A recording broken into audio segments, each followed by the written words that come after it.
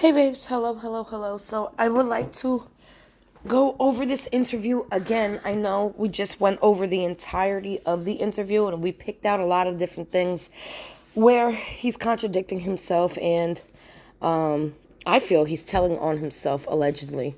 But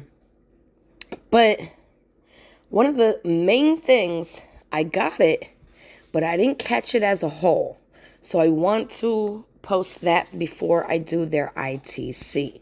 Now, in a moment, he's going to explain why he requested this interview. And he's going to tell you because he wants people to understand something about mental health. I don't freaking know. But I can't talk right now. I'm just waking up. I have no coffee. I got asthma. So after he says that, here, let's go into that. Happened. And I think there's a lot more to be learned on the mental health side. And Pause. So the reason why he's doing this interview is because the family does not believe she committed suicide, and he wants everybody to know whatever he just said about the whole mental health and whatever, right? Let's go, Bill. One more time. One more time. Sorry. Obviously, it's value. Everyone got the raw facts of what happened. And I think there's a lot more to be learned on the mental health side. So he wants everybody to learn, what happened on the mental health side. So literally this whole time, the 22 minutes and 11 seconds that he speaks, well, I'm sorry, take away 11 seconds because at the end he contradicts himself. But for the whole 22 minutes that he speaks so ill of Nancy Johnson, okay? Painting a picture of how horrible she was.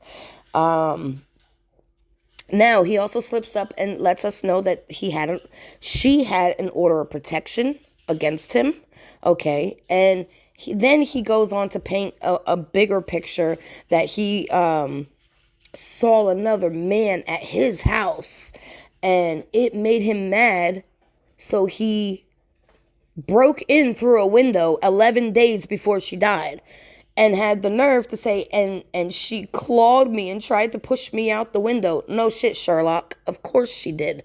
I don't believe there was a man there, because if there was a man there, I'm sure he would have just kicked him out the window, right? So I think that was just an excuse to justify why he was coming through that window, which does not justify it because, again, she's a grown woman. You're going through a divorce, and if she wants to have company over, she is allowed to have company over. What he's mad about, my opinion, is that, oh my God, she's leaving me, and oh my God, if there was somebody there, which I highly, highly doubt, that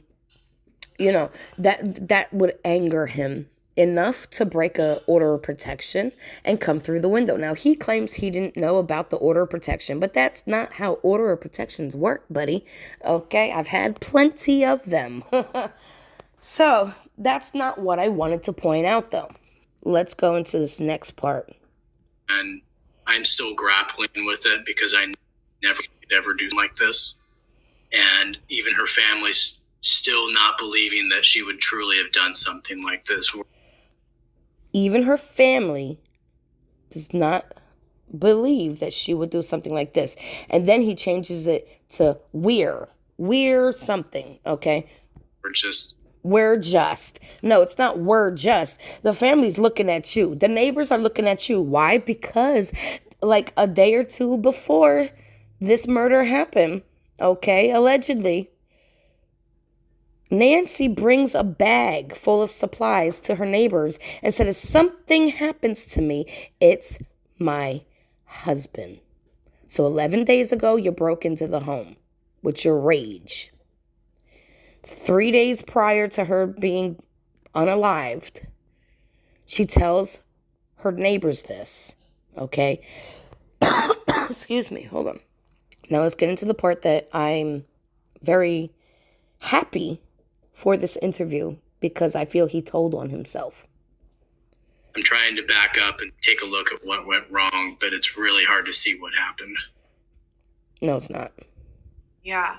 And I mean, I know this is difficult, but can you take me back to last week Walking into that home, what do you remember? Okay, so now he's about to say the part that I need you to pay attention to. At first, before he says the part, he offers a whole bunch of irrelevant detail. Okay. So Irrelevant. So I'll back up just a hair before that. I arrived Wednesday at 4:30 to the house with the RV and was driving from Washington. He says he arrived at the house at 4:30 with the RV. Which would make me feel like there was a moment in time where he arrived without the RV. Why would you put with the RV? Of course you're with the RV. You were driving it, weren't you? Case closed. Okay, sorry.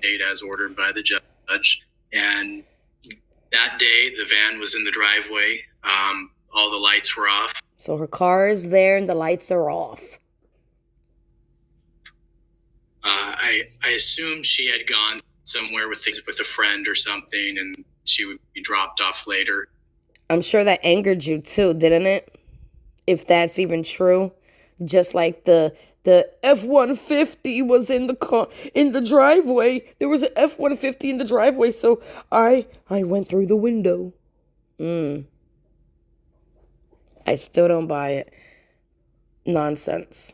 Extra details for nothing. I just maintained the house and acted as everything was normal, but... Boom. Did you hear it? I assumed she had gone somewhere with a friend or something, and she would be dropped off later. I just maintained the house and acted as everything was normal, but... Whoa. How do you maintain the house if you're not supposed to be in the house? And if you're in the house, or if you're not in the house, why would you have to act like everything was normal if you didn't just commit a crime? Think about it before you chop my head off, because for some reason, y'all been doing that to me lately. But it's okay. I'm on to something. I assumed she had gone somewhere with a friend or something, and she would be dropped off later. I just maintained the house and acted as everything was normal, but... Everything after but is bullshit. But listen. You maintain the house that you're not supposed to be in, that you supposedly have no key to. Right?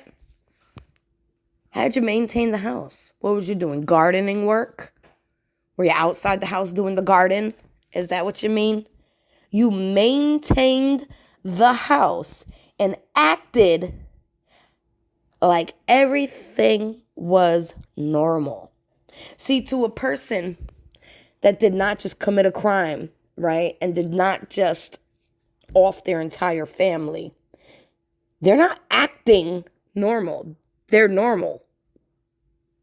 But to a person that just committed a crime and is trying to paint the picture of I did not commit a crime, slips up because their subconscious gets in the way. Okay? And for him to be like, I maintained the house. Why are you in the house? Oh, not that house. The yard? Oh, so you're gardening? Not that house. The RV? That's not a house. You literally said you maintained the house. That means cleaning. You were cleaning the crime scene, and then you acted like everything was normal. Let's break it down. Hello, good morning. This is Candace Starr, and I'm about to do an ITC, and we're going to find out some real details, because there's no real details in this beside his slip-ups. Everything else is fabricated. I smell it a mile away. You can smell the stench of guilt coming off of this man. Tell me your thoughts.